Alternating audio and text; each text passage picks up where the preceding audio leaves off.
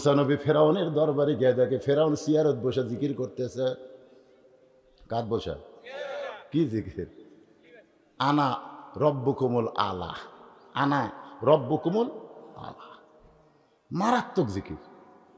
আমি হলাম সবচাইতে বড় রবের উপরে রব, মানে রবের উপরে রব। আনা রব্বুকুমুল আলা মানে কেকের উপরে? আপনারা বলেন তো, যত নবী আল্লাহ দুনিয়াতে পাঠাইছে সবচাইতে রাগ বেশি কার? এমন রাগ যে আজরাইল লোক চট দিয়া চোখের মুড়ি উল্টে দিছে। কি রাগ রে ভাই! আজরাইল খালি বলতেছে জান কবজ করবার চাই, মুসা বলতেছে আয়। জান কবজ করবি তো দূরে কেন, আয়। যে আজরাইল আসতেছে, মুসা নবী কানেকশন করছে কার সাথে? মুসা নবীকে তো সবসময় মোবাইল করতে পারে আল্লাহর সাথে। আল্লাহ বলতেছে, আল্লাহ আমি একটা তোমার নবী, আর তোমার আজরাইল আমাকে সালাম দেওয়া ছাড়াই জান কবজ করবার চাই। তা আল্লাহ তুমি বলো তো, কিছু শিক্ষা দেওয়া দরকার নাই। আল্লাহ বলছে কি করবা? একটা শর্ট দিবার চাই। আল্লাহ কয় মুসা তুমি কোথায়, আজরাইল কোথায়? তোমার শর্ট দিয়ে আজরাইলে কি হবে? মুসা বলতে তুমি আমার কি বোকা মনে করছো? আমি শর্ট মারবো বিসমিল্লাহ দিয়ে, বিসমিল্লাহ দিয়ে, মানে তোমার নাম দিয়ে। এখন যদি না লাগে তো তুমি দুর্বল হয়ে গেলে। আল্লাহ কয় বিয়া খায়দা, এদের বাংলাদেশের যে যে দল করুক না কেন, বক্তব্য দেওয়ার আগে বিসমিল্লাহ। জোরে কোন কথা ঠিক কিনা? আজকের এই মাহফিলের সম্মানিত শ্রোতা মণ্ডলী, যাদেরকে আল্লাহ তাআলা দুনিয়ার সমস্ত কাজকাম থেকে কিছু সময়ের জন্য হেফাজত করে আজকের এই জান্নাতের বাগানে কবুল করলেন, আমার অন্তরের অন্তঃস্থল থেকে আপনাদের সবাইকে শুভেচ্ছা জ্ঞাপন করছি।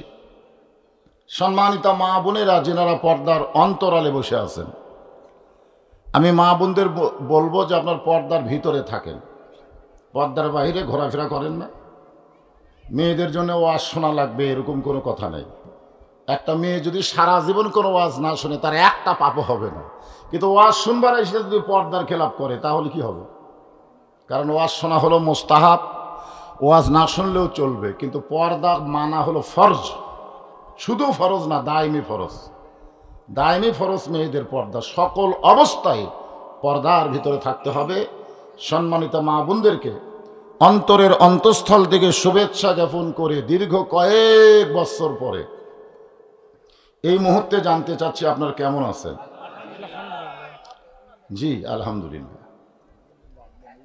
আসলে আমরা যারা এই যে সাধারণ মানুষ, তারা সবসময় আলহামদুলিল্লাহ, ঠিক কিনা বলেন? আলহামদুলিল্লাহ ছাড়া তো আমাদের কোনো গতি নেই। কারণ তেলের দাম যখন বাড়লো, আপনারা কোনোই প্রতিবাদ করেন নাই। করছে কারা? ওই বাস ট্রাকওয়ালারা, যেরকম ঠিক কিনা? তো সরকার ওদেরকে ডাকলো, ডাকার পরে বলতেছে তেলের দাম বাড়াইছি, তোরা চিল্লাস কেন? ভাড়া বাড়াই দিলাম, অসুবিধা আছে? তো এখন বলতেছে তাহলে কোনো সমস্যা নাই, পরদিন থেকে আবার চালু হলো। যেরকম কথা ঠিক কিনা? আপনারা বলেন তো, ভাড়া বাড়ানোর কারণে গেঁড়া কলে পড়লো কারা? সাধারণ জনগণ। কারণ বর্তমান সরকার জানে সাধারণ জনগণের মুখ মেরে দিছি, এরা কোনো কথা বলবার পারবে? পেঁয়াজের দাম 300 গেলেও কোনো কথা নাই, দরকার হলো কম খাও, কিন্তু কথা বলো না। কথা বললেই বিপদে পড়বেন। যেরকম ঠিক, হ্যাঁ, কথা কয়েন না, চুপ করে থাকেন। কথা বলার কি দরকার? এই যে মাইকিং হচ্ছে, তরমুজ মার্কায় দিল ভোট, শান্তি পাবে দেশের লোক। মনে করেন আপনাদের তরমুজ নাই, তাই তরমুজ করি আছে। তরমুজ আছে নাকি? নাই। আপনারা বলেন তো, এই কথা বলা কি ঈমান না শিরক? যে অমুক মার্কায় দিলে ভোট শান্তি পাবে দেশের লোক, কোন মার্কায় ভোট দিলে মানুষ শান্তি পাবে না। কথা কয় না? পাবে? কোন মার্কা শান্তি দিবার পারবে? কোনো মার্কা না। ভোট দেওয়া লাগবে ব্যক্তিকে, মার্কা একটা চিহ্ন আর কি, প্রতীক। এখন আপনাদের সবাই তো আর চেয়ারম্যান হবে না, সবাইকে হবে একজন হবে। সেটা কি ভোটে হবে না কিভাবে হবে আল্লাহ ভালো জানে, নাকি? পাগলেরা ভোটে দাঁড়ায়, আমি বুঝি না এই পাগলারা দাঁড়ায় কেন? এ তো নির্ধারণ হয়ে আছে কে হবে কে হবে না। জোরে ঘন কথা ঠিক কিনা? তো যাই হোক, আলহামদুলিল্লাহ, আজকে উজুখানার জন্য আপনারা দিয়ে দেন। যারা প্রার্থী হয়েছে তাদেরকে বলে আপনি দিয়ে দেন। এখানে টাকা দিলে 1 টাকাও নষ্ট হবে না। আপনি চেয়ারম্যান মেম্বার না হলেও টাকা দান করার কারণে আল্লাহ জান্নাত দিয়ে দিবে। জোরে কথা ঠিক কিনা? কিন্তু ভোটারদেরকে 1 টাকা খাওয়ান মানে হারাম কিলেন। আর যারা ভোট দেবেন তারা ভোটের আগে একটা টাকা যদি খান, আপনি ওই দেহ নিয়ে জান্নাতে যাবার পারবেন না, পারবেন না, ক্ষমতাও নাই যে 1 টাকা আপনি খালেন আর নামাজ পড়ে জান্নাতে যাবেন। ইয়ের কি মারতেছেন ইসলাম নিয়ে? টাকা নিয়ে একটা ভোট। আবার যারা কিনতেছেন তারাও শুনে নেন কি কিনতেছেন। ফাদখুলি ফি ইবাদি ওয়াদখুলি জান্নাতি, এই আয়াতের উপরে আলোচনা হবে ইনশাআল্লাহ যতটুকু সময় হয়। দরকার হলে আসরের নামাজ আজকে 4টার জায়গায় 4:15 পড়বো, কোনো সমস্যা আছে? এই মসজিদের আজান পরে দেওয়া লাগবে, মুয়াজ্জিনকে সাইজ করেনি আবার টাকার ভয়ে যে ঠিক মতো আজান না দিলে আমার চাকরি থাকবে কিনা। মুয়াজ্জিন আর ইমামরা তো সব চাইতে ভয়ে আছে, তো মুয়াজ্জিনকে আপনারা বলে দেবেন আজকে আজান হবে একটু লেটে। আসেন, আমার সামনে যারা বসেছেন, পর্দার অন্তরে যারা আছেন, সবাইকে সমন্বয় করে কোরআনের একটি আয়াত আপনাদের সামনে তুলে ধরছি, ছোট্ট আয়াত। যারা পারেন তারা আমার সঙ্গে পড়েন। ফাদখুলি ফি ইবাদি ওয়াদখুলি জান্নাতি। যে আল্লাহ তাআলা আজকে এই পরিবেশে আমাদেরকে কোরআনের মাহফিলে আসার বসার তৌফিক দিলেন, আমরা সে আল্লাহর উপরে খুশি না বেজার? তাহলে জবান খুলে সমস্বরে সকলে বলবো রব্বানা লাকাল হামদ। আল্লাহর প্রশংসা করার সময় যে মুখটা বন্ধ থাকলো, এই মুখটা মরার সময় বন্ধই থাকবে, ইমানের কলেমা আসবে না। কি এখন আল্লাহ জবান দিয়েছে, আল্লাহর প্রশংসা কি বাংলাতে হচ্ছে না আরবিতে হচ্ছে? বর্তমানে বাংলাদেশে আরবিতে আপনি যা বলেন কোনো সমস্যা নাই। আপনি আরবিতে যদি চেয়ারম্যানের বিরুদ্ধে গোয়ার দোয়া করেনি বুঝবার পারবে, তাই ওই খালি সমানে আমিন আমিন করে যাবে। এদের আমরা যেখানে দেখি বেকায়দা সেখানে আরবিতে মার দিই, বাংলার কোনো কথাই হবে না। তা আমরা প্রশংসা করতেছি আল্লাহর, জোরে বলেন কার?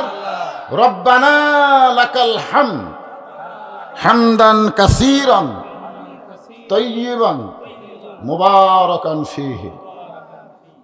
হ্যাঁ, জবান খুলে আপনার প্রশংসা করলেন কার? কেন করলেন? বর্তমান সরকার কিন্তু নিরপেক্ষ সরকার, নিরপেক্ষ সরকার না? গণেশের পায়ে কোরআন দিল, কে দিল? এইবারে কিন্তু বাংলাদেশে একটা নজির স্থাপন হলো, এত বছর হলে হিন্দু মুসলমান ভাই ভাই, এবার গণেশের পায়ে কোরআন দিয়া এইটা কে যেন নষ্ট করার একটা পায় তারা করেছিল। জোরে কোন কথা ঠিক কিনা? হ্যাঁ, হিন্দুরাও কোনোদিন এই কোরআন শরীফ ধরে গণেশের পায়ে দিবে না, মুসলমানদের তো প্রশ্নই উঠতে পারে না। জোরে কোন কথা ঠিক কিনা? কিন্তু মাঝখানে দিল কে? এরা কারা? হ্যাঁ, আছে না নাই? আপনাদের এখানেও এরকম কিছু লোক আছে। আজকে আমাদের বাংলাদেশে আমরা খেয়াল করে দেখলাম, হিন্দুদের কোনো অনুষ্ঠানে কোনো হিন্দু বাধা দেয় না। এটা কি? এটাই তো কোরআন। এটা আচ্ছা আচ্ছা, একটা কোরআন শরীফ আনার দরকার। এখন কোরআন শরীফ আনবার গেলে তার শরীর পবিত্র থাকা লাগবে, এরকম লোকই তো আনতে পারবে নাকি? ওটা আনবার গেলে যাই তার ক্ষমতা নেই, আছে লা ইয়ামাসসুহু ইল্লাল মুতাহহারুন। স্পর্শই করা যাবে না যতক্ষণ আপনি পবিত্র না হবেন। সেই কিতাবের নাম হলো পবিত্র কোরআন। জোরে গান সুবহানাল্লাহ। তো কি বলতেছিলাম? ফাদখুলি ফি ইবাদি ওয়াদখুলি জান্নাতি। এই আয়াতকে বোঝানোর জন্য বলতেছি, বর্তমান সরকার নিরপেক্ষ সরকার, কিন্তু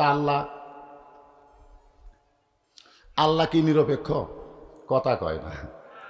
আল্লাহ বললেন ওয়ামান ইয়াবতাগি গায়রাল ইসলাম দীনান ফালান ইউকবালা মিনহু।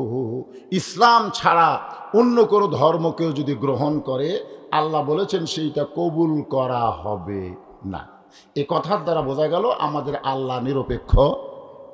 কথা কর না কেন? আপনার কথা বললেন না, আল্লাহ কি নিরপেক্ষ? তো আল্লাহ যদি নিরপেক্ষ না হয়, কোন মানুষ যদি বলে আমি নিরপেক্ষ দল করি, তাহলে বুঝবেন ওই মানুষ না, ওই মানবরূপী শয়তান। জোরে বলেন কথা ঠিক কি না?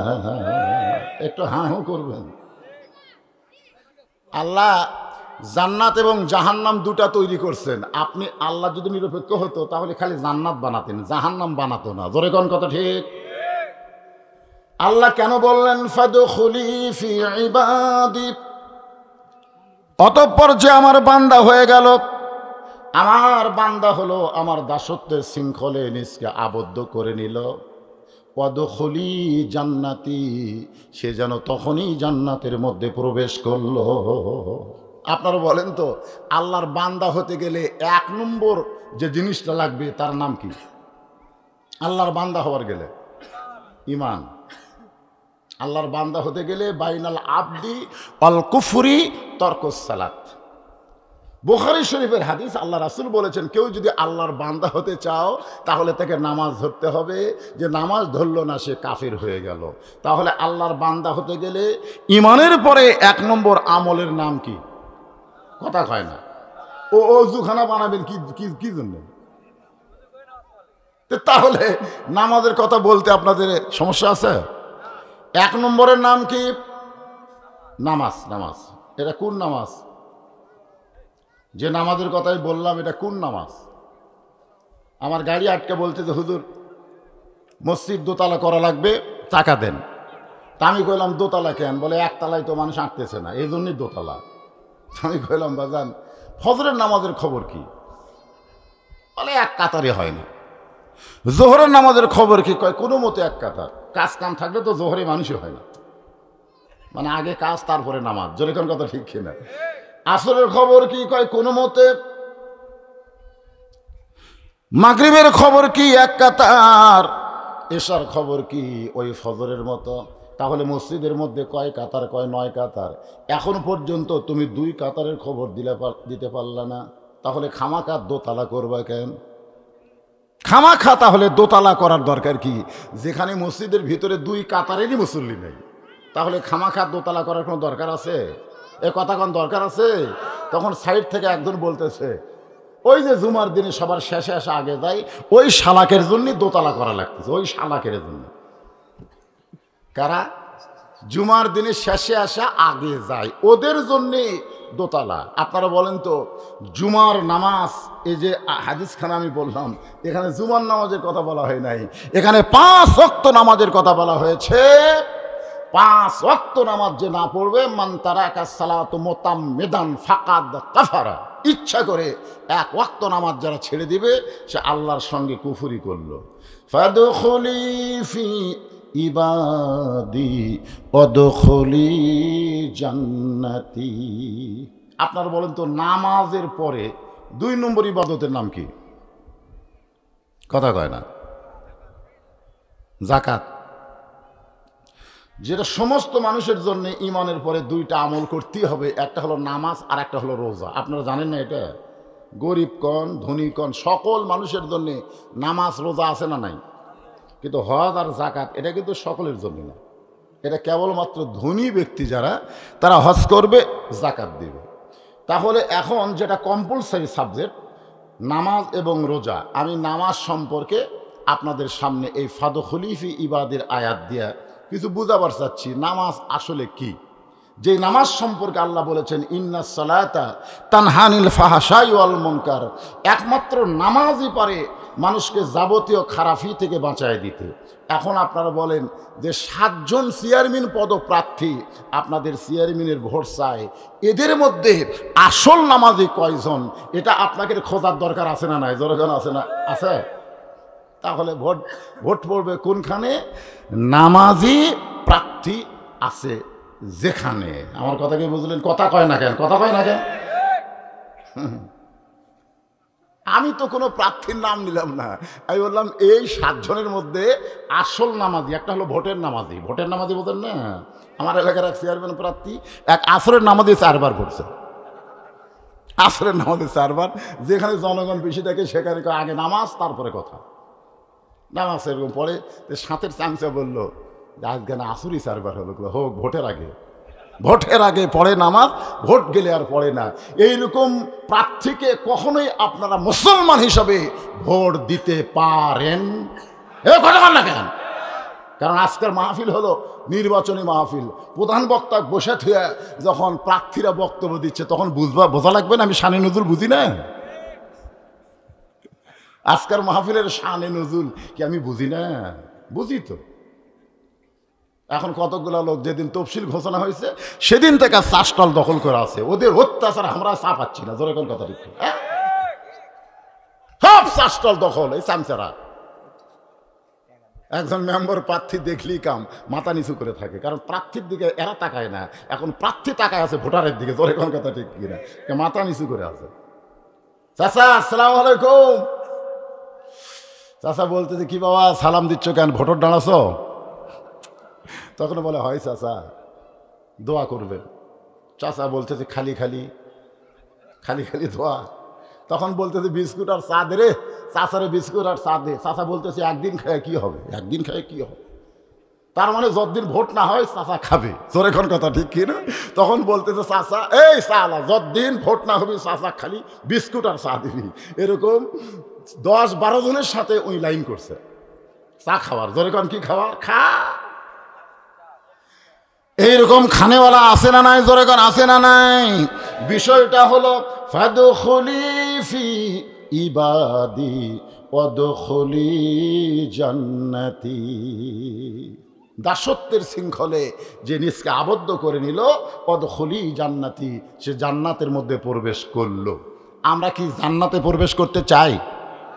জোরে কোন চাই?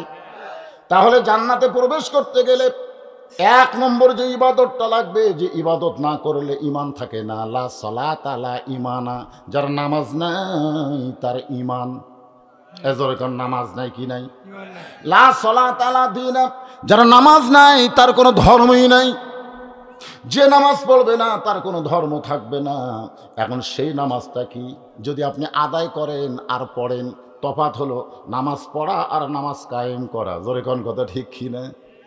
আজকে আপনার চেয়ারম্যান সাহেব, যাকে আপনারা ভোট দিবেন, যাকে আপনি ভোট দিয়ে ইউনিয়নের চেয়ারম্যান করবেন, তিনি চেয়ারে বসার আগেই তার উপর আল্লাহর দায়িত্ব হলো আল্লাযীনা ইম্মাক্কান্নাহুম ফিল আরদ। যখন মুসলমানের মধ্যে কাউকে ক্ষমতা দেওয়া হবে, ওই নেতার 1 নম্বর কাজ হলো পদ্মা সেতু নির্মাণ করা, রাস্তাঘাট নির্মাণ করা।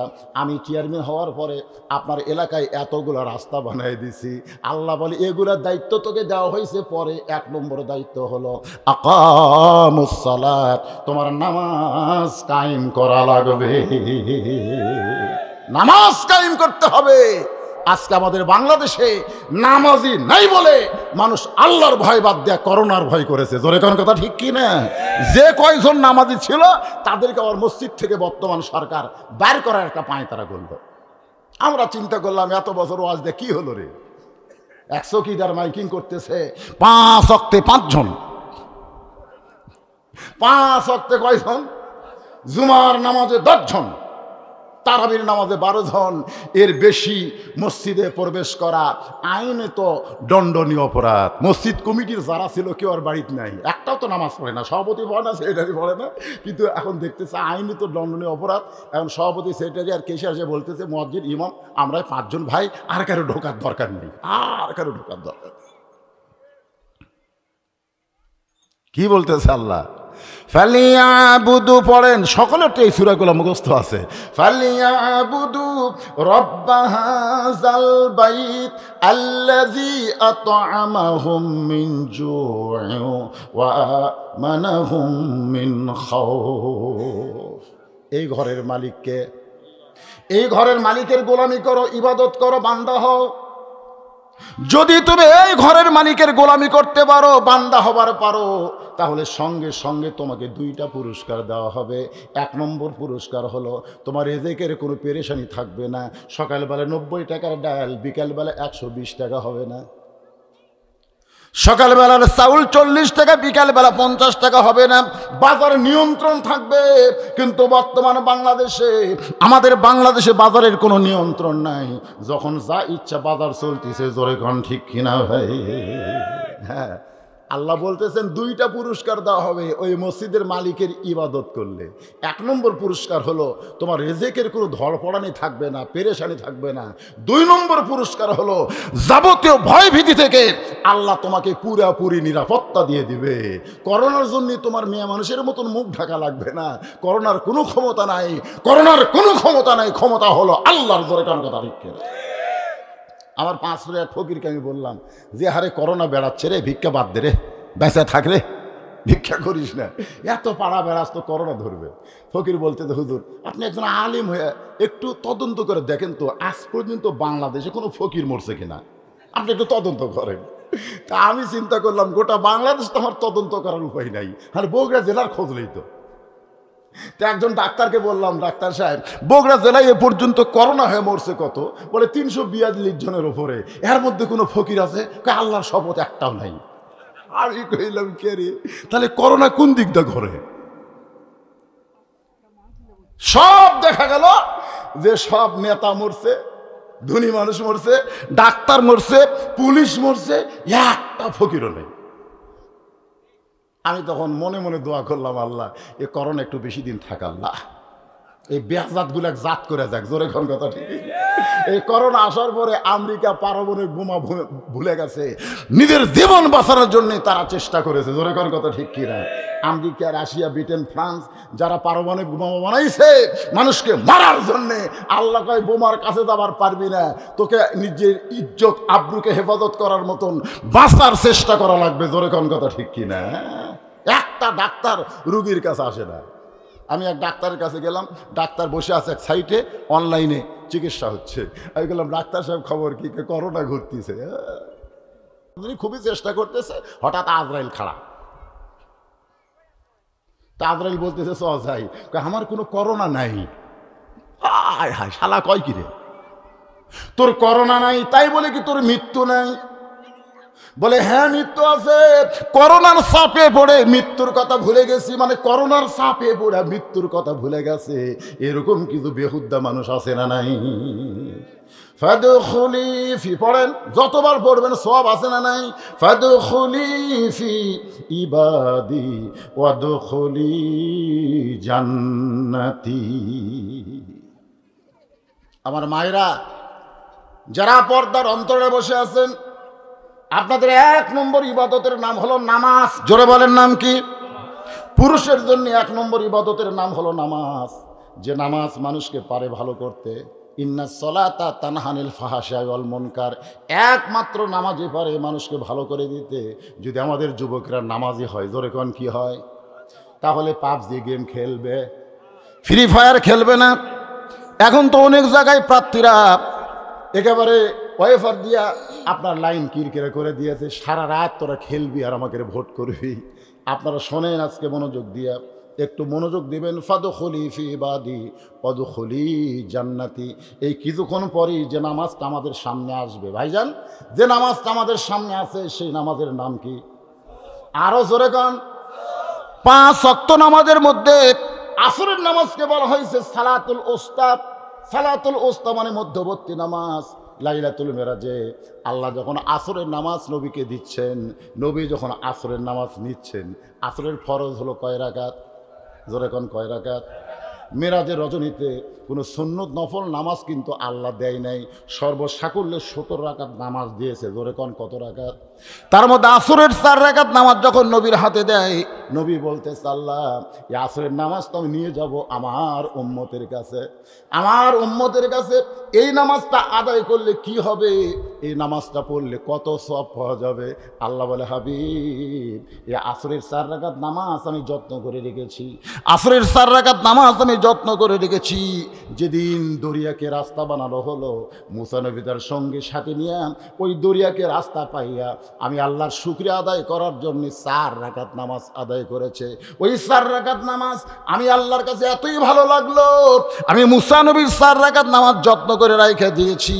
আজকে উম্মতের জন্য আসরের 4 রাকাত নামাজ হিসেবে দিয়ে দিলাম। আপনার উম্মতেরা আসরের 4 রাকাত নামাজ যখন আদায় করবে, মুসা নবীর সমপরিমাণ সওয়াব আমি আল্লাহ দিয়া দিব। আসরের 4 রাকাত নামাজ পড়লে মুসা নবীর সমান সওয়াব। সুবহানাল্লাহ কয় না? মুসা নবী কে? যিনি সবসময় আল্লাহর সঙ্গে কথা বলার মতো যোগ্যতা অর্জন করেছিলেন, তার নাম হলো মুসা কালিমুল্লাহ, ডিগ্রি হলো কালিমুল্লাহ। একদিন মুসা নবী তুর পর্বত থেকে দাঁড়ায় আছে, খুব মজার ঘটনা এই ইবাদের মধ্যে। তা আল্লাহ বলতেছে, মুসা তোমার খবর কি? তো মুসা বলতেছে আলহামদুলিল্লাহ। আমাদের খবর, আপনাকে খবর যখন জানবার চাইলাম আপনার কেমন আছেন, কি কইছেন? আলহামদুলিল্লাহ। তো মুসা বলতেছে আল্লাহ বলতেছে, মুসা তোমার খবর কি? মুসা বলতেছে আলহামদুলিল্লাহ। কিছুক্ষণ পরে মুসার বিবেক বলতেছে, যা আল্লাহ আমার খবর নিল, আল্লাহর খবরও তো নেওয়া দরকার। যেরকম আমি বললাম আপনারা কেমন আছেন, আলহামদুলিল্লাহ, সামনে থেকে একজন কি বলল, হুজুর আপনি কেমন আছেন, তাই বলেন না আপনি? কারণ আপনি তো জানেন বর্তমানে চোর ডাকাতের কোনো চিন্তা নাই, যত টেনশন হুজুরের, জোরে কোন কথা ঠিক কিনা, হুজুরদের টেনশন বেশি। তো এখন মুসা বলতে চাল্লাম, আপনার খবর কি, আপনার খবর কি, আপনি কেমন আছেন? আল্লাহ বলে, মুসা আমি কেমন আছি যদি জানবার চাও, ইযহাব ইলা ফিরাউন ইন্নাহু তাগা। আমি কেমন আছি যদি জানবার চাও তাহলে ফেরাউনের কাছে যাও।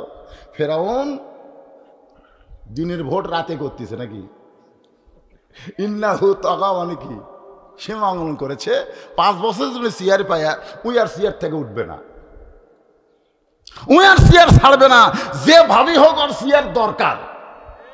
তাতে মরা মানুষের ভোট পর্যন্ত দেওয়া হচ্ছে, জোরে কোন কথা ঠিক করে, কথা কন না।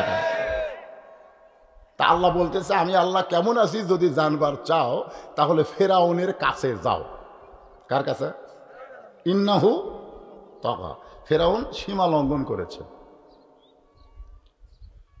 তো মুসা আলাইহিস সালাম বলতেছে, আল্লাহ আমি তো ফেরাউনের কাছে যাবই, কারণ আপনি যখন যাবার কইছেন আপনাকে জানার জন্য। কাকে জানার জন্য? কথা কয় না, আল্লাহকে। আল্লাহ কেমন আছে জানবার গেলে কার কাছে যাওয়া লাগবে? ফেরাউনের কাছে।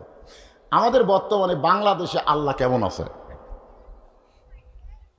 একটা প্রশ্ন করলাম আপনাদের কাছে, কি কন? এরকম প্রশ্ন যদি বলি যে আল্লাহ বর্তমানে বাংলাদেশে কেমন আছে, তার উত্তর হবে কি জানেন? ওই যে দেখতেছেন হুজুর, ওই জমি আমার, ওই সাইডে দেখতেছেন ওটা আমার বড় ভাইয়ের, পিছন দিকে যা দেখতেছেন সব আমাকে, সামনের দিকে যা আছে সব আমার বাচ্চা, এলাকার মধ্যে পাওয়া দেওয়ার জায়গা কারু নেই। তো বলতেছে, বাবা সবে যদি তোমাকে হয় আল্লাহর, আল্লাহটা দেখতে গেলে 2 মিনিট হাঁটা লাগবে। মুসাতে ফেরাউনের কাছে যাচ্ছে, ওই বলতেছে চলেন আল্লাহটা দেখে নিয়ে আসি। তোর মসজিদের সামনে গিয়ে বলতেছে, হুজুর এখানে আল্লাহর কিছু ছিল না, এখানেও আল্লাহর কিছু ছিল না, আমার চাচা এই 10 শতক আল্লাহ দান করছে, এই আমার চাচা দিছে, আল্লাহর কিছু আসলো না, মানিক দিবা বলি পড়া, আল্লাহর কিছু নেই, আমার চাচাই 10 শতক আল্লাহ দিছে, আর আমরা টাকা পয়সা দিয়ে মসজিদ বানিয়ে দিছি। ফেরেশতাকে, আল্লাহ এই দেশের নাম কি, যে দেশে তোমার কিছুই নাই, ওর চাচা দিলে তুমি পাও, এই দেশের নাম কি? আল্লাহ বলতেছে, ওই দেশের নাম হলো বাংলাদেশ, ওই দেশে আমি আল্লাহর চাইতে গরিব কেউ নেই। মসজিদের ওযুখানা নির্মাণ করা লাগবে, এর জন্যে আমরা মাহফিল দিয়েছি, এখানে ওযুখানা নির্মাণ করার প্রকল্পে মাহফিল দেওয়া হয়েছে। আল্লাহ বলবে, বান্দারে যেই বাড়িতে তুই থাকতে পারবি না সেই বাড়ি তুই 3 তালা করলি, যেই বাড়ি তোকে ছাড়তে হবে সেই বাড়ি তুই 3 তালা করলি, অথচ আমার ঘরের ওযুখানার জন্য মানুষের কাছে ভিক্ষা করলি। তোর 3 তালা বাড়ি বানানোর আগে আমার একটা ওযুখানা বানায় দিলে, তুই বাড়ি থেকে যখন বের হবি খাটনি তোকে কবরের মধ্যে রাখবে, কিন্তু আল্লাহর ফেরেশতা তোকে জান্নাতে বরণ করে নিবে। ইয়ামিন বলেন, মিশর বলেন, সৌদি আরব বলেন, প্রত্যেকটা ধনী মানুষ আগে মসজিদ বানায়, তারপরে নিজের বাড়ি বানায়। যে আল্লাহর ঘর তৈরি না করে আমার বাড়ি আমি যদি বানাই তাহলে আমি আল্লাহর বান্দা হতে পারবো না। ফাদখুলি ফি ইবাদি ওয়াদখুলি জান্নাতি, যদি জান্নাতে যাবার চাই তাহলে আল্লাহর বান্দা হওয়া ছাড়া যাওয়ার কোনো উপায় না। একটা ওযুখানা বানাবে, তারই জন্য মাহফিল। আপনি যখন গোসলখানা বানান, বাথরুম বানান, আপনি কি গোটা গ্রামের কাছে ভিক্ষা করেন? কথা কর না কেন, কথা ভিক্ষা করে? আপনি বান্দার পায়খানা বানাবেন, ওযুখানা গোসলখানা বানাবেন, তাতে যদি ভিক্ষা না করেন, তা আল্লাহর ওযুখানা বানাতে ভিক্ষা করতেছেন, তার মানে আল্লাহ বাংলাদেশে সবচাইতে গরিব অবস্থা আছে, জোরে কোন কথা ঠিক কিনা? মসজিদ ওযুখানা ভিক্ষা ছাড়া চলবে না। আর একবার পড়েন, ফাদখুলি ফি, পড়েন, ফাদখুলি ফি ইবাদি ওয়াদখুলি জান্নাতি। তাহলে আসরের 4 রাকাত নামাজ আমরা পেয়ে গেলাম কার কাছ থেকে? মুসা নবীর কাছ থেকে। আসরের 4 রাকাত নামাজ মুসা নবীর কাছ থেকে যখন আল্লাহর নবীকে আল্লাহ দিয়ে দিলেন। এখন চলে আসি আমরা আমাদের সামনে, সে আসর আছে না নাই? পবিত্র কোরআনে আসর নামে একটা সূরা আছে। এই পড়ছেন, সে আসর সূরা পড়ছেন? ওয়াল আসরি ইন্নাল ইনসানা লাফি খুসর। খুব খেয়াল করে শুনবেন, মারাত্মক কথা আল্লাহ বলতেছেন। ওয়াল আসরি ইন্নাল ইনসানা লাফি খুসর ইল্লাল্লাযীনা আমানু ওয়া আমিলুস সলিহাতি ওয়া তাওয়াসাউ বিল হাক্কি ওয়া তাওয়াসাউ বিস সবর। দেখেন, ইন্নাল ইনসানা লাফি খুসর, নিশ্চয় মানুষগুলো ক্ষতির মধ্যে। মানুষগুলো কার মধ্যে? যেখানে আল্লাহ ইবাদতের কথা বলেছেন সেখানে বললেন ওয়ামা খালাকতুল জিন্না ওয়াল ইনসা ইল্লা লিয়াবুদুন। আমি জিন আর মানুষকে আমার ইবাদতের জন্য তৈরি করেছি, সৃষ্টি করেছি। ইবাদতের কথা বলতে গিয়া আল্লাহ জিন আর ইনসানের কথা বললেন, কিন্তু ক্ষতির কথা বলতে গিয়া আল্লাহ জিনকে বাদ দিলেন। এখানে বলা লাগতো ওয়াল আসরি ইন্নাল জিন্না ওয়াল ইনসানা লাফি খুসর। নিশ্চয় জিন আর মানুষ ক্ষতির মধ্যে, কিন্তু ইবাদতের কথা বলার সময় আল্লাহ জিন ইনসান একত্র করলেন। আর ক্ষতির কথা বলতে গিয়া আল্লাহ জিনকে কেন বাদ দিয়া দিলে? মানুষ হিসাবে আমাদের জানার দরকার আছে না নাই? জোরে করে আছে না নাই? যেখানে ইবাদতের কথা আল্লাহ বললেন সেখানে জিন আর মানুষ একত্র করলেন, আর যেখানে ক্ষতির কথা বললেন সেখানে আল্লাহ জিনকে বাদ দিলেন কেন? এই বাদ দেওয়ার পেছনের কারণ হলো আল্লাহ মানুষকে অত্যন্ত ভালোবাসে। আল্লাহর যত সৃষ্টি আছে দুনিয়ায় সবচাইতে ভালোবাসার সৃষ্টির নাম কি? মানুষ। জোরে কর না কেন? মানুষ হয়েছে কি? আলহামদুলিল্লাহ। আল্লাহ যে মানুষের মধ্যে আমাদের রাখছে, লাভ না লস? শুধু মানুষের মধ্যে রাখে নাই, আল্লাহ মুসলমানের মধ্যে আমাদের কবুল করেছে। সুবহানাল্লাহ বলেন। শুধু মুসলমানের মধ্যে রাখে নাই, আল্লাহ বিশ্ব নবীর উম্মত হিসেবে আমাদের কবুল করেছে। শুধু বিশ্ব নবীর উম্মতের মধ্যে আল্লাহ আমাদের রাখে নাই, হেদায়েতের কিতাব আল্লাহর কোরআন আল্লাহ আমাদের দিয়েছে। সেই কোরআন থেকে একটা আয়াত ছোট্ট, ফাদখুলি ফি ইবাদি ওয়াদখুলি জান্নাতি। খুব কষ্ট করে আমার মায়েরা বসে আছেন, ওরা চিন্তা করতেছে হুজুর তো আমাদের কোনো ওয়াজই করতেছে না। মেয়েরা কিন্তু আলাদা কিছু ওয়াজ শুনবার চায়, চাই কি চায় না? শুনবার চায়। এখন মানে বা মানুক, না মানে না মানুক, কিন্তু শুনবে। আমার মায়েদের জন্য আলাদা কোনো ওয়াজ কোরআনে নাই, তবে একটা ওয়াজ বারবার তাগিদ দেওয়া হয়েছে, সেইটা হলো অকরনা ফি বুয়ুতিকুন্না ওয়ালা তাবাররাজনা তাবাররুজাল জাহিলিয়াতিল উলা। রে মেয়েরা, তোমরা ঘরের মধ্যে থাকো। এটা মা বোনদের জন্য ওয়াজ করতেছি। তোমরা ঘরের মধ্যে থাকো, তোমরা ঘরের বাহির হও না।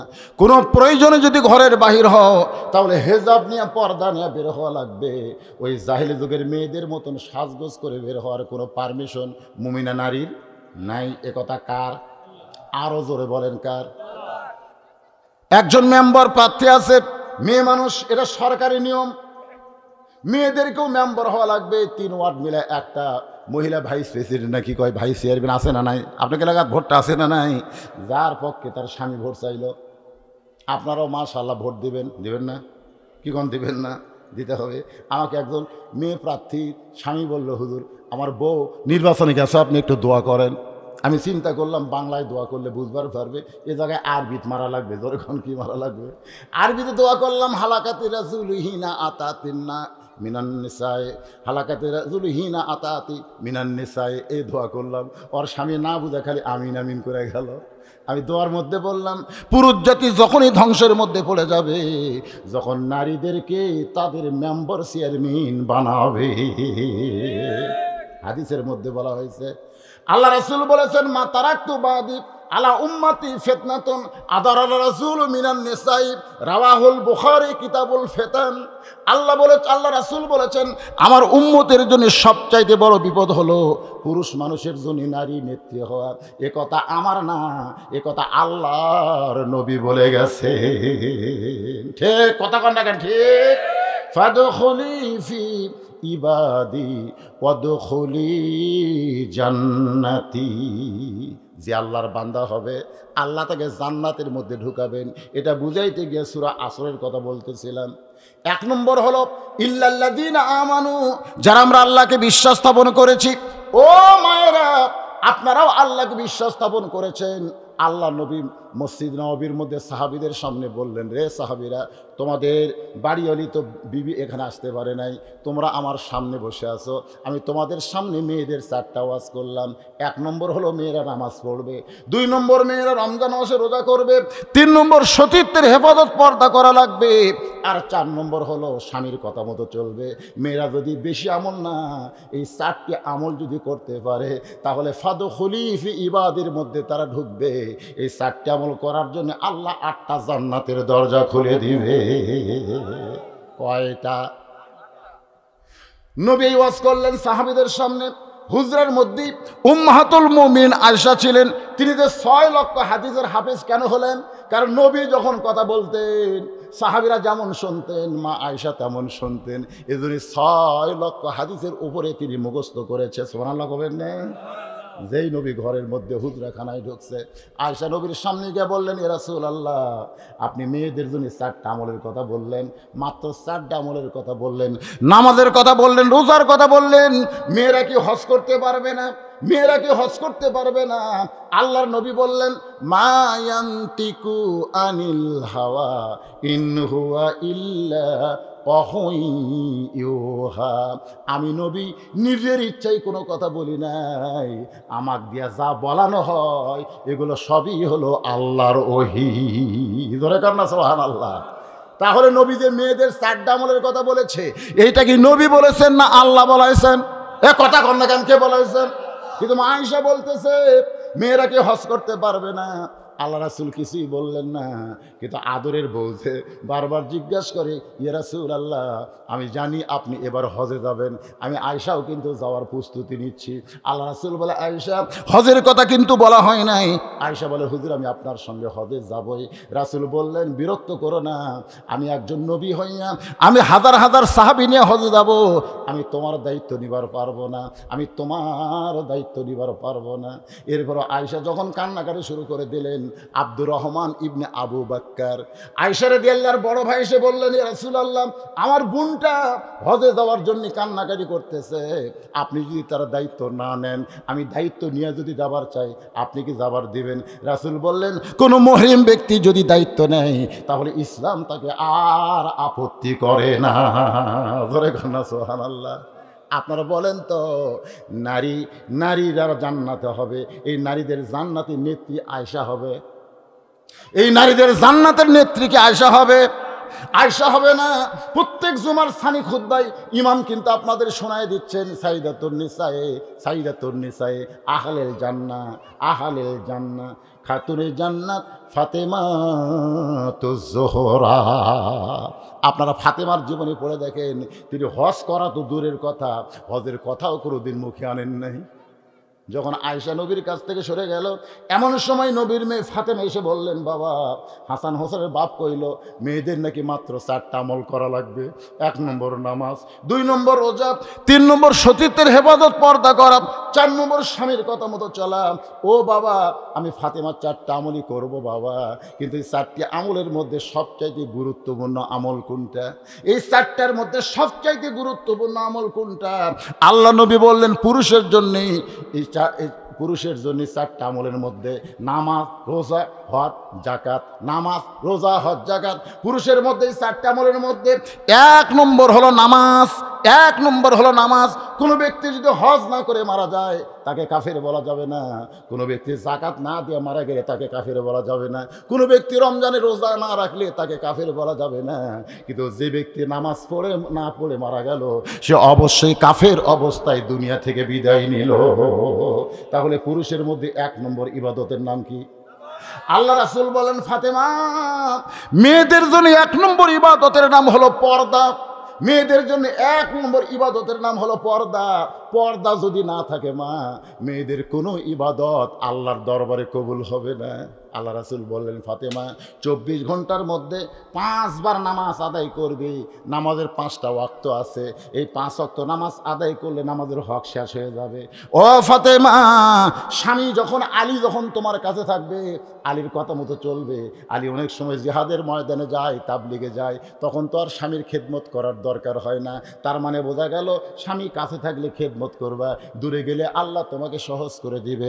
আল্লাহ নবী বললেন, ফাতেমা 12 মাস রোজা রাখা লাগবে না, রমজান মাসে রোজা রাখলে রোজার হক আদায় হবে, রোজার হক আদায় হবে। কিন্তু ফাতেমা 24 ঘন্টায় যেইটা আমল করা লাগবে, সে আমলের নাম হলো পর্দা। সোনাল্লাহ কন্যা ঘ্যার। সঙ্গে সঙ্গে ফাতেমা নবীর সামনেই মাথায় ঘোমটা দিয়ে বললেন, বাবা আজ থেকে, এই মুহূর্ত থেকে আমি ফাতেমা পর্দার ভিতরে ঢুকে গেলাম, আমি ফাতেমা পর্দার ভিতরে ঢুকে গেলাম। এমনভাবে পর্দা গ্রহণ করলেন। একদিন আসরের নামাজের পরে নবী সাহাবীদের বললেন, আজকে কোনো আলোচনা আমি করব না, আজকে কোনো আলোচনা আমি করব না, আমি যাব আমার মায়ের কাছে। জোরে কান সুবহানাল্লাহ। সাহাবীরা বললেন, ইয়া রাসূলুল্লাহ, হুজুর 6 বছর বয়সে আপনার মা আমিনা দুনিয়া থেকে বিদায় নিয়েছে, আপনার দুধ মা হালিমাতুস সাদিয়াও তো মারা গেছে, কোন মায়ের কাছে আপনি যাবেন? আপনার মা দুনিয়াতে আর কি আছে? রাসূল বললেন, সাহাবীরা রে, আমার কলিজার টুকরা ফাতেমাই হইল আমার মা। আসরের নামাজের পরে নবী আবার ফাতেমার দরজায় গিয়ে সালাম দিলেন, আসসালামু আলাইকুম ইয়া আহলাল বাইত। এই সালাম দেওয়ার সঙ্গে সঙ্গে ফাতেমা দরজার কাছে এসে ছোট বাচ্চার মতন কান্না শুরু করে দিছে। রাসূল বলে, ফাতেমা, আমি বাবা হইয়া আমার মায়ের কাছে, মেয়ের কাছে আইছি, দরজা না খুলে তুমি কেন কাঁদতেছো? ফাতেমা বলে, বাবা আমি পর্দার মধ্যে ঢুকেছি, আমি পর্দার মধ্যে ঢুকেছি, আপনার জন্য এখন দরজা খোলা যাবে না। আল্লাহ রাসূল বললেন, ফাতেমা তোমাকে এমন কি পর্দা করা লাগবে মা? আমি যে বাবা, বাবার কাছে মেয়েদের তেমন পর্দা করতে হয় না। ফাতেমা বলতেছে, বাবা এমন পোশাক আমার শরীরের মধ্যে এই মুহূর্তে আছে, আমার হাসান হোসেন ডাকলেও আমি দরজা খুলতে পারবো না, আপনি ডাকলেও দরজা খুলতে পারবো না, তবে একজন মানুষের জন্য সবসময় দরজা খুলতে পারবো, সেই ব্যক্তি হলো হাসান হোসাইনের বাবা। আল্লাহ রাসূল বললেন, আমি বুঝতে পারছি মা, আমি বুঝতে পারছি মা। নবী আমার মাথার পাগড়ি খুলে জানলার কাছে গেলেন, বললেন, ফাতেমা এই পাগড়িটা পরে আমার সামনে একটু চলে আয় মা।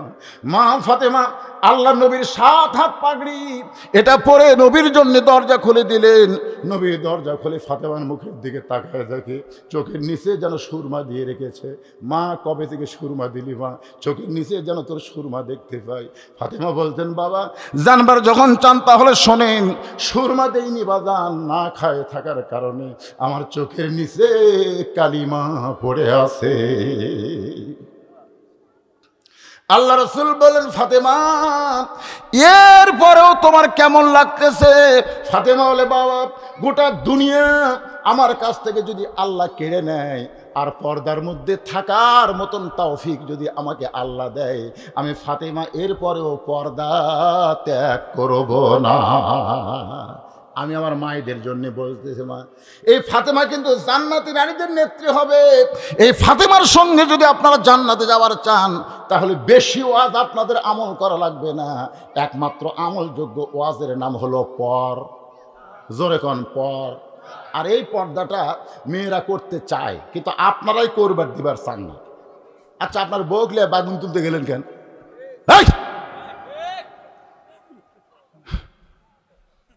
এই যে আপনার বউকে নিয়ে বাগুন তুলতেছেন, তারপর মরিচ তুলতেছেন, আনাজ তুলতেছেন। মরদ মানুষের সাথে মেয়ে মানুষ যদি কাম করে, আর হাতের লোকগুলো কি হচ্ছে? আনাজ তুলতেছে, বাগুন তুলতেছে। এই তুলবার যে বেশি ব্যায়াম করার কারণে লোক খালি খুঁটার মতন শক্ত হয়ে গেছে। রাত্রে স্বামী বলতেছে, আমার মাথা একটু বিষাইতেছে, একটু টিপিয়া দাও। কেবল হাত দিছে, এই তুই হাত দিচ্ছ না ঠোঁট মারছু? মরদের সঙ্গে কাজ করতে করতে আমার হাতও লোহার মতন শক্ত হয়ে গেছে। মেয়েরা সবসময় ঘরের মধ্যে থাকবে, ছায়ার মধ্যে থাকবে, এদের বের হওয়ার কোনো সুযোগ দেওয়া যাবে? হ্যাঁ, যদি বের হয় ঘরের পরিবেশ নিয়ে বোরকা পরে পর্দার ভিতরে ওরা ঘর থেকে বের হবে। আপনার ঘরে বরকত থাকবে, হয়তো টাকা পয়সা কম থাকবে, কিন্তু রহমত বরকতের দরজা আল্লাহ খুলে দিবে। মা বোনদের ওয়াজ শেষ, এখন আসেন যে ওয়াজটা আমি করতেছিলাম। মুসা নবী আল্লাহকে দেখার জন্য ফেরাউনের দরবারে, মনে আছে না ভুলে গেছেন? মনে আছে? আমি আল্লাহ কেমন আছি যদি জানবার চাও তাহলে এজহাব ইলা ফেরাউন ইন্নাহু ইন্নাহু তগা, ইন্নাহু তগাটা বোঝানোর জন্য বলতেছি। এবার মুসা নবী ফেরাউনের দরবারে গিয়ে দেখে ফেরাউন চেয়ারে বসে জিকির করতেছে। চেয়ারত বসে, ধরে কোন কাপ বসে, চেয়ারত, চেয়ারত বসে আপনি চেয়ারম্যানই করতে পারবেন, চেয়ারত বসে আপনি সব কিছু করতে পারবেন, কিন্তু জিকির করা যাবে না। সবচাইতে বড় জিকির হলো ইজানু দিয়ালিস সালাতি মিয়াউমিল জুমআ ফাসাউ ইলা যিকরিল্লাহ। সবচাইতে বড় জিকির হলো যখন মুয়াজ্জিন আজান দেয়, এই আজান শোনার পরে জোরে জোরে গিয়া আমরা মসজিদে যে নামাজ পড়ি, এই নামাজটাই হলো সবচাইতে বড় জিকির। জোরে কোন সুবহানাল্লাহ। আর এই নামাজ চেয়ারে বসে হবে না, চেয়ারে বসে হবে না। তুমি হাঁটে হাঁটে আসা মসজিদে চেয়ার খোঁজো, বাদামি টুল খোঁজো। নামাজের ভিতরে বাহিরে 13টা ফরজ। জোরে কোন কয় ফরজ? তার মধ্যে একটা ফরজ হলো দাঁড়িয়ে নামাজ পড়া। দাঁড়িয়ে নামাজ পড়া ফরজ। আপনারা বলেন তো, নামাজের মধ্যে কোনো ওয়াজিব যদি তরক হয়, সহজ সেজদা দিলে কিন্তু নামাজ হয়ে যাবে, কিন্তু ফরজ যদি তরক হয় তাহলে সহজ সেজদার খাওয়া নাই, ওর নামাজ আবার পড়া লাগবে। জোরে বলেন কত ঠিক? তাহলে দাঁড়ায় নামাজ পড়া কি? তাহলে যে বেটা বসে পড়তেছে ওর তো হচ্ছেই না, একটা ডাহা ফরজ তরক করতেছে। আর এই তরক করতেছে কি কোন জায়গা? মসজিদে। আমি বলতেছি আপনি চেয়ারে নামাজ হবে, আমার যদি বলতেছে হুজুর চেয়ারে বসে কি নামাজ হবে না, আমার হুন্ডে অ্যাক্সিডেন্ট করে হাত পাও ভাঙ্গা গেল, এখন কি আমি চেয়ারত বসে নামাজ পড়তে পারবো না? আমি 100 বার পারবা, 100 বার পারবা, কিন্তু মসজিদত পারবা না। তো মসজিদত নামাজ পড়া যাবে না, তুমি বাড়ির চেয়ারে নামাজ পড়ো। অসুবিধা কোন জায়গা? তোমাকে জামাতে আসার কথা বলছে কে? এই জামাতে আসার কথা মানে কাতার সোজা করার কথা। জোরে কোন কথা ঠিক কিনা? জামাতে আসা মানে কাতার সোজা করা। তুমি আসার পরে তুমি কাতারই সোজা করলো না, তোমাকে মসজিদে ডাকলো কে? তোমার কারণে গোটা রাকাত মাকরু হয়ে যাচ্ছে তোমার কারণে। তা আপনারা কি চান একটা চেয়ারওয়ালার কারণে আপনার গোটা রাকাত মাকরু হোক? তাহলে কি করবেন? এই জন্য ওয়াজে বলছি, কেউ যদি মসজিদের চেয়ার প্রকাশ্যে হোক আর গোপনে হোক বাহিরে ফেলে দিবার পারে, পুকুরের মধ্যে ফেলে দিবার পারে, আগুনে পুড়ে ফেলে দিবার পারে, তাকে আল্লাহ একটা হজের সওয়াব দিবে। এই কথা যে আমি কইছি, এই বাংলাদেশের চেয়ার পার্টিরা সব বড় বড় মুফতির কাছে গেছে, বলবি সেটা এই কথা পারে কোথায় যে একটা চেয়ার ভাঙলে হজের সওয়াব। তখন গ্রাম মুফতি আমাকে জামিন মাদার সাথে আসে না নাই, ধরে করা আসে না নাই, উনি আমার কাছে মোবাইল করে বলল, হুজুর একেবারে হজের সওয়াব দিলেন, এই হজের সওয়াবের হাদিস কোথায় চেয়ার ভাঙ্গার? আমি তখন বললাম, মান সাআলাল্লাহু তাআলা আশ-শাহাদাতা বিসিদকিন বাল্লাগাহুল্লাহু মানাজিলাশ শুহাদাই ওয়া ইম্মা তাআলা ফিরাশিহি রাওয়াহুল বুখারী কিতাবুল মাগাজি। গ্রান্ড মুফতি বলতে যে হুজুর এই ওয়াজ আপনি করে যাবেন, কোনো সমস্যা নাই, খালি হজের সওয়াব না, নবীর একটা সুন্নত জারি করার ফরজ কায়েম করার জন্য আল্লাহ ওকে শাহাদতের মর্যাদাও দিতে পারে। তাহলে মসজিদের মধ্যে কোনো চেয়ার থাকবে? কথা কন না কেন? থাকবে। যদি থাকে আপনি প্রকাশ্যে হোক অপ্রকাশ্যে হোক, চুরি করে হোক, যে করে হোক, চেয়ার বেড়া ফেলে দেওয়া লাগবে। যদি ফেলে দিলে সহজ আর পাবি না। কথাটা বুঝলেন? কয় চেয়ার কিনবি? কয়টা কিনবি? এক নম্বর হলো নামাজ। ফাদখুলি ফি ইবাদি ওয়াদখুলি জান্নাতি। মুসা নবী ফেরাউনের দরবারে গিয়ে দেখে ফেরাউন চেয়ারত বসে জিকির করতেছে। কার বসা? কি জিকির? আনা রব্বুকুমুল আলা, আনা রব্বুকুমুল আলা। মারাত্মক জিকির। আমি হলাম সবচাইতে বড় রবের উপরে রব, মানে রবের উপরে রব। আনা রব্বুকুমুল আলা মানে কেকের উপরে? আপনারা বলেন তো, যত নবী আল্লাহ দুনিয়াতে পাঠাইছে সবচাইতে রাগ বেশি কার? এমন রাগ যে আজরাইল লোক চট দিয়া চোখের মুড়ি উল্টা দিছে। কি রাগ রে ভাই! আজরাইল খালি বলতেছে জান কবজ করবার চাই, মুসা বলতেছে আয়। জান কবজ করবি তো দূরে কেন, আয়। যে আজরাইল আসতেছে, মুসা নবী কানেকশন করছে কার সাথে? মুসা নবীকে তো সবসময় মোবাইল করতে পারে আল্লাহর সাথে। আল্লাহ বলতেছে, আল্লাহ আমি একটা তোমার নবী, আর তোমার আজরাইল আমাকে সালাম দেওয়া ছাড়াই জান কবজ করবার চাই। তা আল্লাহ তুমি বলো তো, কিছু শিক্ষা দেওয়া দরকার নাই। আল্লাহ বলছে কি করবা? একটা চট দিবার চাই। আল্লাহ কয় মুসা তুমি কোথায়, আজরাইল কোথায়? তোমার চর দিয়ে আজরাইলে কি হবে? মুসা বলতে তুমি আমাকে কি বোকা মনে করছো? আমি চর মারবো বিসমিল্লাহ দিয়ে, বিসমিল্লাহ দিয়ে, মানে তোমার নাম দিয়ে। এখন যদি না লাগে তো তুমি দুর্বল হয়ে গেলে। আল্লাহ কয় বিয়া খায়দা, এদের বাংলাদেশের যে যে দল করুক না কেন, বক্তব্য দেওয়ার আগে বিসমিল্লাহ। জোরে কোন কথা ঠিক কিনা? ওই বিড়ি ধরার সময় বিসমিল্লাহ করি, তুই বক্তব্য সময় বিসমিল্লাহ কও, আর রাতের অন্ধকারে সিগারেট দিয়ে ভোট কামাই করো। হ্যাঁ, বিসমিল্লাহ মদের ফ্যাক্টরি নাকি? আল্লাহর বান্দা, যখন কোন মুসলমান বিসমিল্লাহির রহমানির রহিম বলবে, তখন সে একলা থাকবে না, তার সঙ্গে আমার আল্লাহ যোগ দেবে। ধরে বলেন কথা ঠিক কি না? সেই মুসা তার সামনে জিকির করতেছে ফেরাউন, আনা রব্বুকুমুল। মুসা মনে মনে চিন্তা করে, তাহলে এই তুর পর্বতে আমি কার সাথে কথা বললাম রে? আমি যে আল্লাহর সাথে এখনই কথা কয়ে আসলাম, সে আল্লাহ বড় নাই বড় রে? সুবহানাল্লাহ কর না? হ্যাঁ, মুসা নবীর ভিতরে কিন্তু কি হচ্ছে? চিন্তা হবে না? কথা কোন চিন্তা হবে না? কার সাথে সম্পর্ক? আজকে যারা কোরআনের সাথে সম্পর্ক রাখছে তাদের কথা হবে মুসার মতন, আর যারা কোরআনের বাহিরে আছে তাদের স্বভাব হবে ফেরাউনের মতো। ধরে কোন কথা ঠিক কিনা? আজকে আমরা কোরআনের মুসার কথার মতন কথা বলবার চাই, আর ফেরাউনের মানুষগুলো বন্ধ করে দেয়। কি জন্য? হিন্দুর কোন অনুষ্ঠান বন্ধ হিন্দুরা করে না, খ্রিস্টানদের কোন অনুষ্ঠান খ্রিস্টানরা বন্ধ করে না, ইহুদির কোন অনুষ্ঠান ইহুদিরা বন্ধ করে না। আর মুসলমানের মধ্যে কতগুলো মুনাফিক আছে, কোরআনের মাহফিল চালু হলে ওরা বন্ধ করার পায় তারা করে। জোরে কোন কথা ঠিক কিনা? আল্লাহ ওদের ব্যাপারে বলেছেন, অমিনান নাসি মাইয়াকুলু আমান্না বিল্লাহি ওয়াবিল ইয়াউমিল আখিরি ওয়া মা হুম বিমুমিনিন। আপনারা কি মনে করছেন মুসা নবী কিছু করবে? চারিদিকে তাকাচ্ছে আগে যে ফেরাউনের পুলিশের হাতে রাইফেল, মনে করেন তখনকার রাইফেল, আর্মির হাতে একার বিদেশি পিস্তল, আর মাঝখানে ফেরাউন সিয়ারত বসা। আমি মুসা একটা টুপিওয়ালা ফকির, দরকার নাই, এর থেকে দোয়া করে বাইর হয়ে যায় নাকি?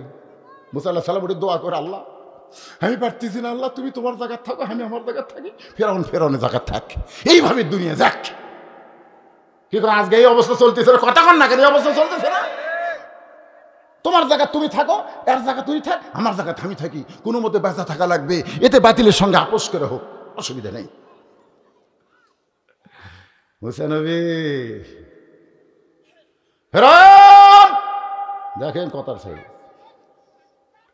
যেই কইছে ফেরাউন, আর নাম আসলে ফেরাউন না, ওর নাম হলো কাবুস। জোরে খান কথা ঠিক কিনা? অত ডিগ্রি পাচ্ছে ফেরাউন, যেটা পাচ্ছে সেটাই বল।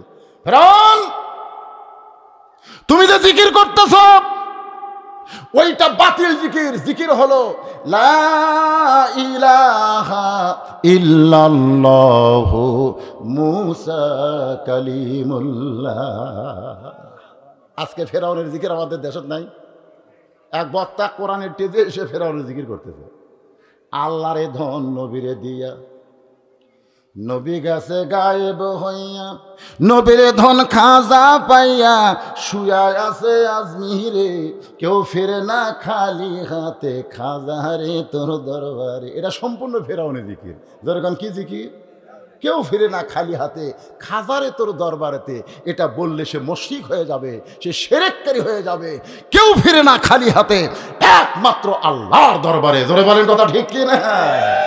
তাহলে বলা লাগবে আমার দয়ার আল্লাহর দরবারেতে কেউ ফিরে না। বলতে পারবে না সবাই? ছেলেরা বলো, দয়ার আল্লাহর দরবারেতে কেউ ফিরে না খালি হাতে, আল্লাহ আল্লাহ আল্লাহ, লা ইলাহা ইল্লাল্লাহু মুহাম্মাদুর রাসূলুল্লাহ। ফেরাউন চারিদিকে তাকায়, চারিদিকে তাকায়, তার সৈন্য সামন্ত সবই ঠিক আছে, সৈন্য সামন্ত সব কি আছে, কথা কন না কেন? মুসা নবী তাকাইছে কোন দিকে? আল্লাহর দিকে। আর ফেরাউন তাকায় আছে অস্ত্রের দিকে। আপনার বলেন তো, আল্লাহর দিকে যারা তাকানো আর অস্ত্রের দিকে যে তাকায়, এই দুই তাকানোর মধ্যে কম বেশি আছে না নাই?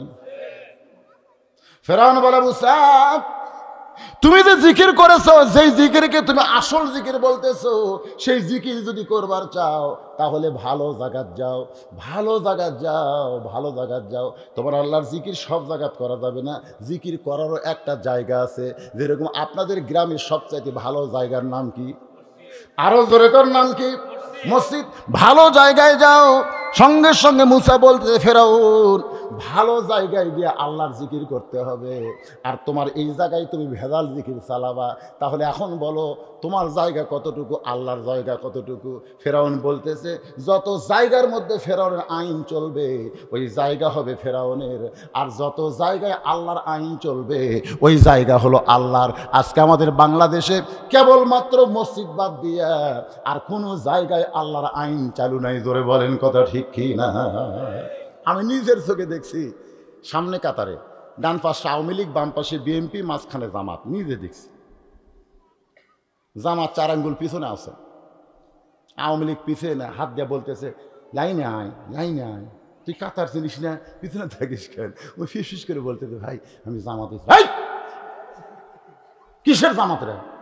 আমি কিসের আওয়ামী লীগ? তুই কিসের বিএনপি রে?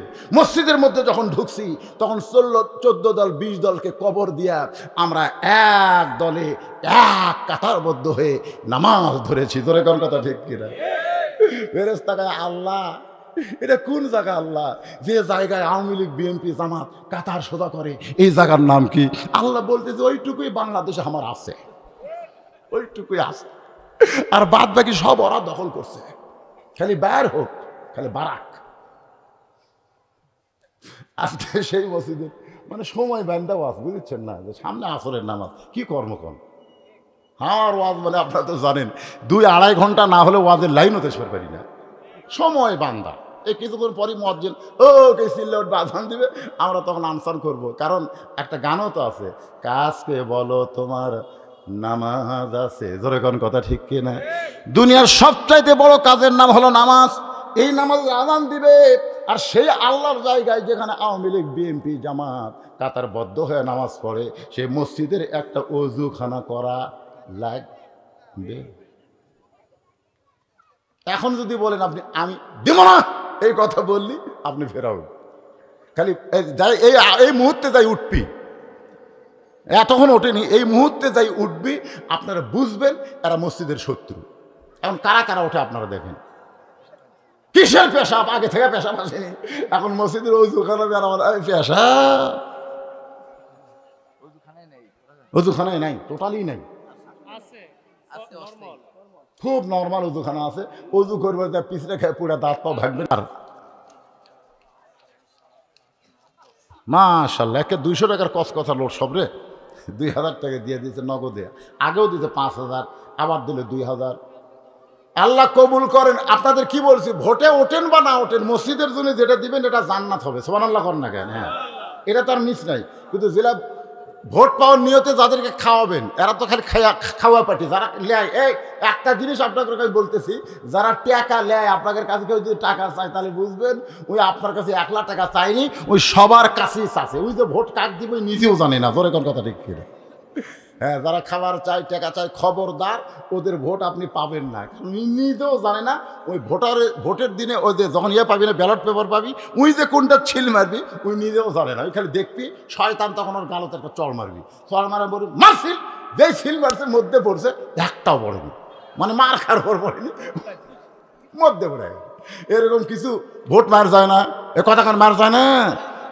অনেক ভোট মার গেছে, অনেক ভোট মার যায়নি, ওরা শয়তানের থাপ্পড় খাচ্ছে। আসেন একটু মনোযোগ দেন, শেষ কথা। মুসা নবী ফেরাউনকে বলতে, ফেরাউন আল্লাহর জিকির করো, লা ইলাহা ইল্লাল্লাহ মুসা কালিমুল্লাহ। মুসাকে ফেরাউন কিন্তু একটা মারাত্মক কথা বলেছে, মনে আছে আপনাদের? আল্লাহর জিকির করবার চাস, আল্লাহর জায়গায় যা, আল্লাহর জিকির করতে গেলে আল্লাহর জায়গায় যা। ফেরাউনের রাজত্বের মধ্যে তোর আল্লাহর জিকির চলবে না, ফেরাউনের রাজত্বের মধ্যে তোর আল্লাহর জিকির চলবে। তোর আল্লাহ মানে কি? মুসার আল্লাহ। মুসার আল্লাহ মানে কার আল্লাহ? এ কথা কর না কেন? কার আল্লাহ? আমাদের আল্লাহ। তাহলে তোর আল্লাহর জিকির চলবে না। এখন মুসা নবীর রাগ কম না বেশি? মুসা চিল্লায় বলে, ফেরাউন এখন আমি তোমার কাছে জানতে চাই তোমার এরিয়া কতটুকু, আল্লাহর এরিয়া কতটুকু, এরিয়া বাঁটিয়া দাও, এরিয়া বাঁটিয়া দাও। এই এরিয়া বাঁটা বোঝেন? আপনার এরিয়া বাঁটেন না? দাদা মসজিদকে 10 শতক জাকাত দান করে গেছে, জাকাত দাম এখন বেশি। দাদা যখন দান করছে তখন 10,000 টাকা শতক ছিল, এখন লাতির সময় 10 লাখ। লাতি মাঝে মধ্যে কয় আমার দাদা 10 শতক দিছে, আমি 2 শতক দখল করবো। ওই জোর করে 2 শতক দখল করছে, আর দাদা করছে দান, ওই করছে দখল। সবাই কয় মসজিদ 10 শতক এরিয়া, 2 শতক কমে গেল, এই আমিন লিয়ে রে। তখন আমিন লিয়েছে, আমিন বোঝে না জাগা মাপে, আমিন চারিদিক থেকে মাপিয়া মসজিদ থেকে মাপতিছে। ইতিমধ্যে আমি গিয়ে বললাম আমিন সাহেব খবর কি? বলে হুজুর বহু মাপ যোগ করে গেল, কিন্তু করে আল্লাহর 8 শতক পাওয়া গেল। বহু মাপ যোগ করে আল্লাহর কয় শতক? 8 শতক পাওয়া গেল। আল্লাহর এই 8 শতক আমি লাল কালি দিয়ে দাগ দিয়ে লিখছি, এই পর্যন্ত আল্লাহর আছে, এর বাইরে আল্লাহর নেই।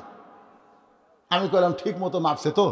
ঠিক মতোই মাপছি হুজুর, আপনি যদি চান তাহলে আবার মাপ দেই। আমি কইলাম আমিন রে, তোর ইমান নাই, তোর ইমান নাই, তুই সব ম্যাপে আল্লাহর 8 শতক পালি, তার মানে গোটা বাংলাদেশ কাক দিয়ে দিলি? হ্যাঁ, কাক দিয়ে দিলি? আসলে সব কিছুর মালিক কে?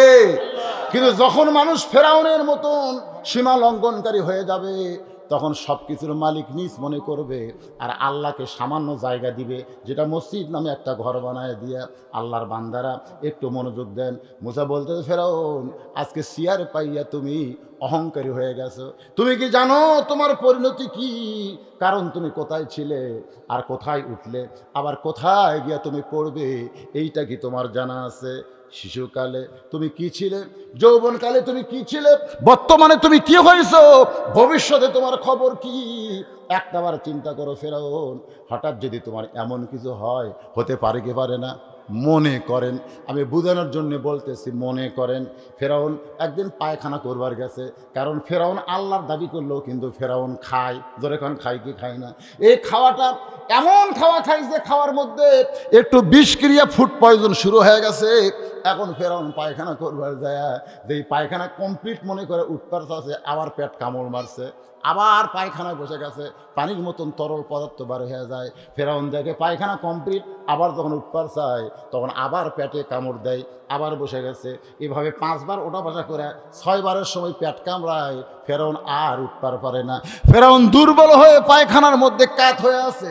ফেরাউন কাত হইলে কি হবে? ওর মুখের ভাষা কিন্তু বন্ধ হয় নাই, শরীরে বল নাই, তারপরে ভাষা চলতেছে। এরকম কিছু ফেরাউন এখন দেখা যায়, ধরে কোন কথা ঠিক কি না? শরীরত বল নাই, হাত ধরে ধরে বার করা লাগে, কিন্তু ওর মুখের ভাষা ঠিক আছে। ফেরাউন চিল্লায় বলতেছে, এ আমার সামসারা, র‍্যাব পুলিশের দলেরা, তোরা কোথায় রে? আমি পায়খানা করতে করতে দুর্বল হয়ে গেছি, আমাকে একটু টাইনে বের কর। এখন ফেরাউনের গোষ্ঠীরা পায়খানার দরজা খুলে দেখে আল্লাহ কাত হয়ে আছে। গরিখন কে কাত? কে কাত হচ্ছে? আনা রব্বুকুম আল্লাহ কাত হয়ে পড়ে আছে। তো যারা ফেরাউনের সাঙ্গপাঙ্গ, তারা কি সবাই ফেরাউনকে পছন্দ করে? করে না, কিন্তু বিপদে পড়ে এখন কি করবে? জি হুজুর, জি হুজুর, কিন্তু তলে তলে ওই কিন্তু ফেরাউনের পছন্দ করে না। ওই এখন একটা সুযোগ পাচ্ছে, সুযোগ আছে না নাই? আল্লাহ কাত। তখন বলতেছে, খালি ক্ষমতার অহংকার করেন, একলা বাড়াবার পারেন না। খালি ক্ষমতার অহংকার করেন, একলা বাড়াবার পারেন না। বার হওয়ার সময় পুলিশ লাগে কেন? আপনি এত বড় দরদি নেতা, একলা একলা ময়দানে আসেন, আসেন আসেন। পারবি যখন আসে পুলিশ লিয়ে, র্যাব লিয়ে, চারিদিকে মনে হয় ডাকাত ধরে নিয়ে আসতেছে। ওটা ডাকাত না, ওটা বড় নেতা আসতেছে। পুলিশ পহরায় নেতা আসতেছে, পুলিশ পহরায়। তোমরা পুলিশ পহরায় নেতা কেন আসবে? ফেরাউনের লোক বলতেছে, এত ক্ষমতার অহংকার করেন, আনা রব্বুকুম আলা বলেন, তাহলে একলা একলা পায়খানা থেকে বের হন, আর বের হওয়ার পারেন না।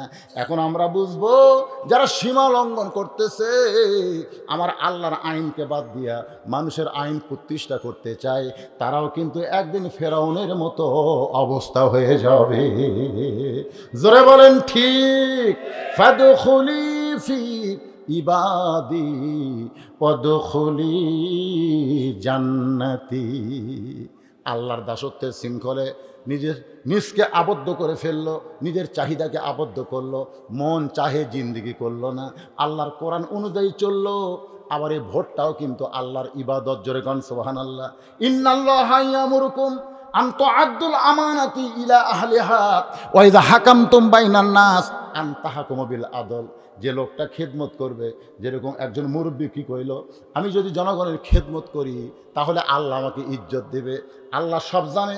এই 7 জন 6 জন প্রার্থীর মধ্যে যে মানুষটা জনগণের সেবা করবে, আমরা দোয়া করব এমন মানুষকেই আল্লাহ তুইজ্জু মান তাশা তুজিল্লু মান তাশা, সম্মানের মালিক সম্মানের দেওয়ার মালিককে, আবার অপমান করার মালিককে, যিনি জনগণের খেদমত করবে, খাদিম হবে, চেয়ারে বসে ইচ্ছা মতো কিছু করবে না, এমন একজন মানুষটাকে আল্লাহ আবার চেয়ারে বসায়া দাও। এরকম দোয়া করার দরকার আছে না নাই? আপনি ভোট দিলেন, আল্লাহ দেওয়া আমানত, ইন্নাল্লাহা ইয়ামুরুকুম, তোমাকে নির্দেশ করা হয়েছে। আমানত যে আছে ভোট, সাক্ষী দেওয়া, এটা তুমি যাকে তাকে দিও না, দেখে শুনে দাও, দেখে শুনে বুঝে শুনে ছিলটা মারো ছিল। মারার পরে সে লোকটা জনগণের খেদমত করবে, এমন মানুষটাকে তুমি নির্ধারণ করবা। ও যত ভালো কাজ করবে একলা সওয়াব পাবে না। আপনি যে ভোট দেওয়ার নেতার আসনে বসাইছেন, আপনাকে আমল নামায় কিছু সওয়াব আল্লাহ জমা দিবে। জোরে কোন সুবহানাল্লাহ। অনেক লোক বলবে হাসরের ময়দানে, আমি কোনো ব্রিজ করিনি, কোনো রাস্তা করিনি, তো রাস্তা করার সওয়াব কেন আমার আমল নামায়? আল্লাহ বলবে যে যাকে ভোট দিছিস ওই ভালো মানুষটা রাস্তা করছে, ব্রিজ করে দিছে, বিধবা ভাতা দিছে, এতিমদের ভাতা দিছে, এই মানুষটাকে সহায়তা করে ভোট দিয়ে তাকে চেয়ারম্যান বানানোর কারণে ও যে একলা সওয়াব পায়নি, ওই সওয়াবের কিছু অংশ আমি আল্লাহ তোমাকেও দিয়ে দিছি। ধরে সুবহানাল্লাহ।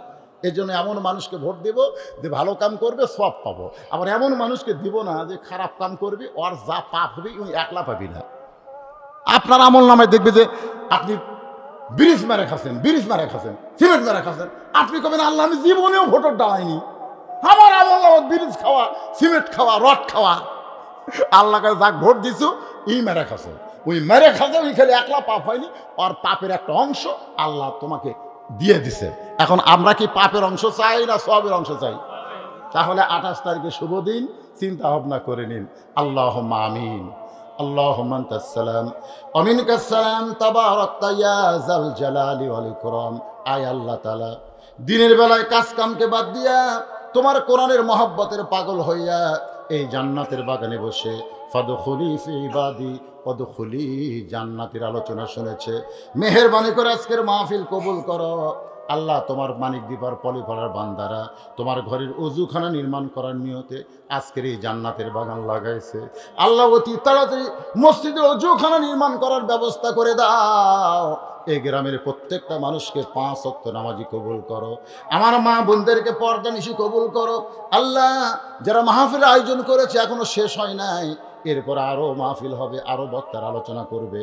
আমি যতটুকু আলোচনা করেছি যে হাদিয়া মঞ্জুর করেন সোনার মদিনায় নবী পাকের রওজা মোবারকে কবুল করে নেন।